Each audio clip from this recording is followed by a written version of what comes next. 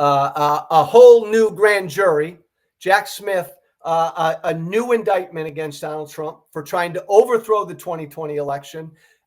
Key takeaways: he had to adjust this indictment a little bit. It is a new indictment because of the Supreme Court ruling on immunity a couple months ago, where the Supreme Court basically said when an American president can commit crimes as a president, a horribly dangerous precedent-setting ruling.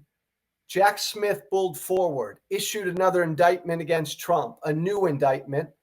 Still, most of the same charges: conspiring to commit fraud on the American people, conspiring to obstruct an official proceeding, hatching a conspiracy against the American voter. Everything Trump did, the crimes that Trump committed trying to overthrow an American election, the American election. 2 points I want to make as I close. If Trump wins the election, Trump will immediately get rid of this indictment. He has that power as president.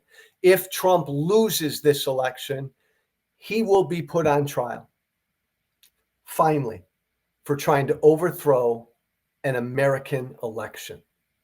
Those of you looking for another reason to vote against Trump, there it is. If Trump loses, he's going to be put on trial. Donald Trump tried to overthrow an American election in 2020. If he wins, he will never, ever face trial for that. If he wins, even with this new indictment, Trump will get rid of it. Last point on this.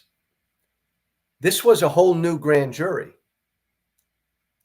This was a whole new group of average, everyday, regular Americans who looked at all the evidence put in front of them and said, yes, there's enough to move forward on these charges to prove that Trump committed crimes. Whole nother set of regular Americans just said that. Lest you go after the deep state, or you go after, the Justice Department or the FBI, or Trump's the greatest victim in the history of humanity, the most persecuted person. Oh, it's all these, the deep state and all these rich, powerful people trying to take him down. No, none of that. This was another group of average, regular, everyday Americans, just like you and your neighbors, who did their civic duty and did their job and looked at the evidence and said, yes, there's enough there.